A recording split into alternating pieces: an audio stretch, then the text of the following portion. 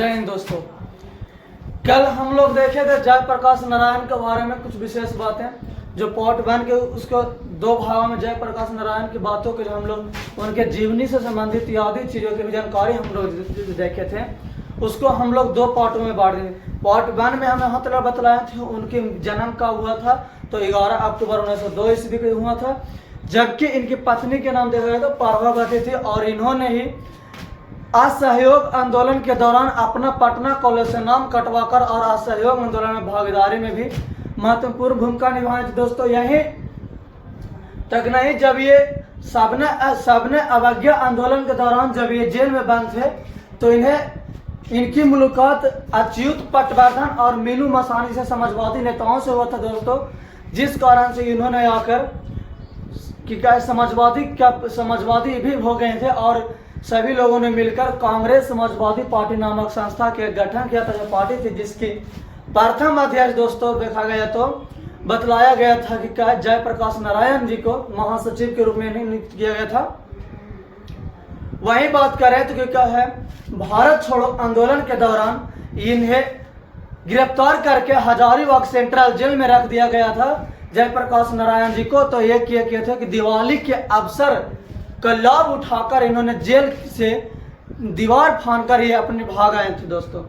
यहीं तक जब देखे तो यहाँ कर हुए और भाग कर चुप नहीं बैठे थे दोस्तों और आजाद दस्ता नामक एक संगठन की स्थापना किए थे दोस्तों, जिसमें बतलाया गया था कि आजाद दस्ता जो था जो भारत छोड़ो आंदोलन में काफी योगदान दिए थे। ये हम पार्ट 1 के जयप्रकाश नारायण के जो का पहला वीडियो था उसमें हम बतलाएंगे दोस्तों। आज हम देखने वाले हैं जयप्रकाश नारायण के सेकेंड पार्ट 2 में देखेंगे।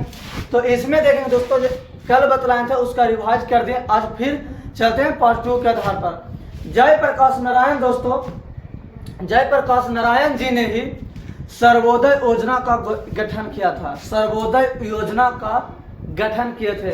सर्वोदय योजना का पूछवा करेंगे दोस्तों कि सर्वोदय योजना का गठन किसने किया था, तो बता देना जयप्रकाश नारायण जी ने। कब किए थे दोस्तों, तो 1950 ईस्वी में।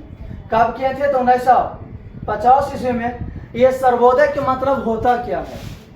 सर्वोदय के अर्थ तो दोस्तों सभी का उत्थान, सभी का उत्थान।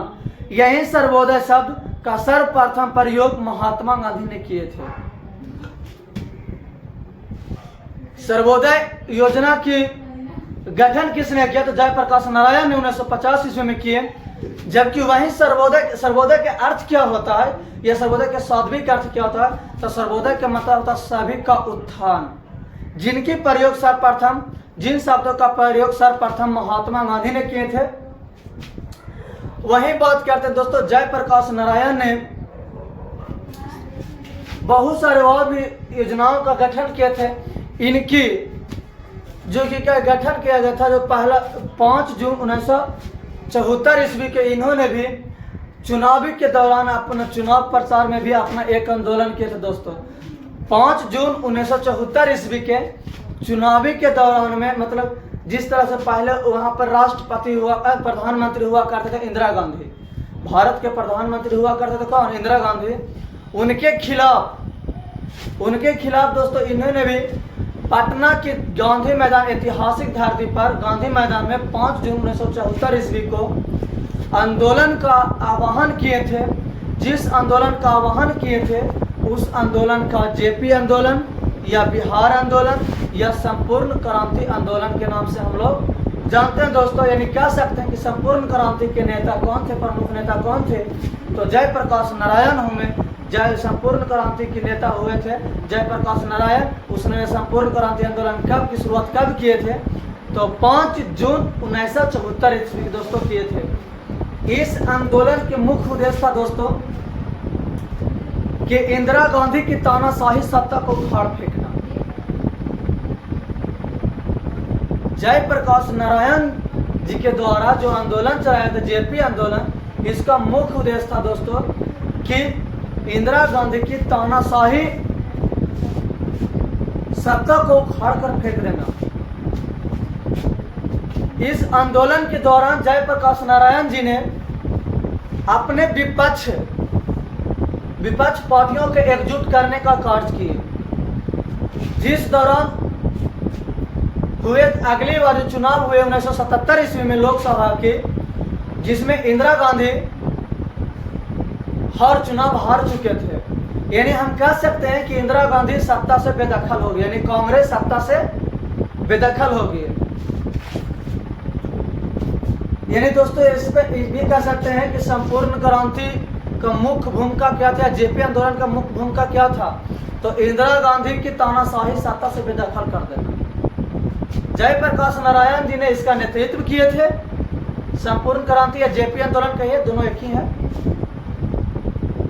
इन्होंने समझे कि जितना भी विपक्ष के नेता होते हैं उन सबको एकजुट करने का कार्य किए जयप्रकाश नारायण जी ने, जिन कारणों से इंदिरा गांधी की 1977 ईस्वी में लोकसभा के चुनाव में उनकी हार प्राप्त हुई और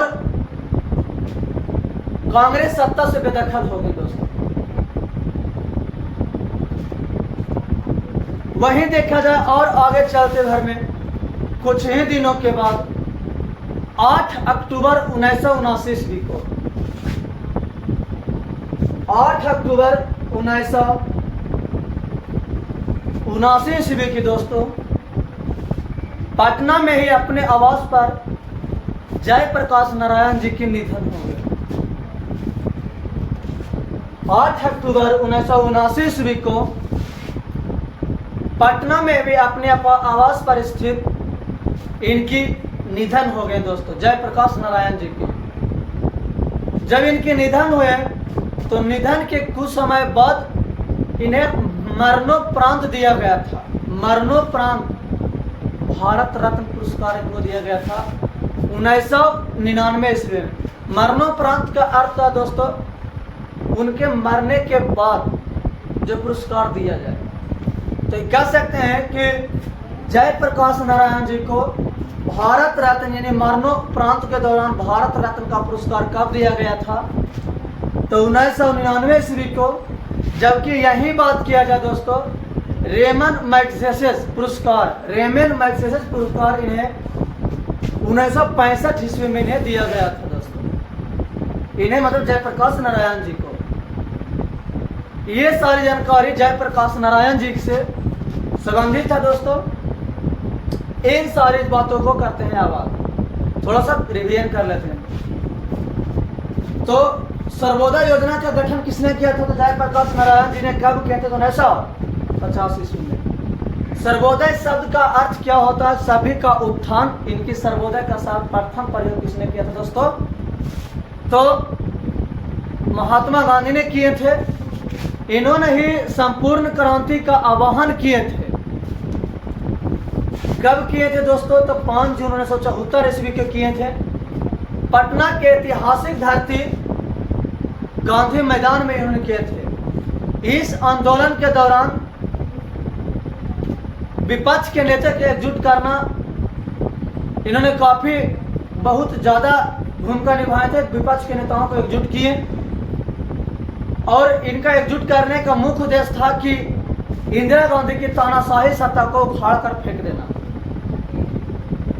वही बात करें कि जयप्रकाश नारायण जी की मृत्यु कब हुआ था दोस्तों, तो 8 अक्टूबर 1979 ईस्वी को इनकी मृत्यु हो गए थे। पटना में अपने आवास पर इनकी मृत्यु हुई थी दोस्तों।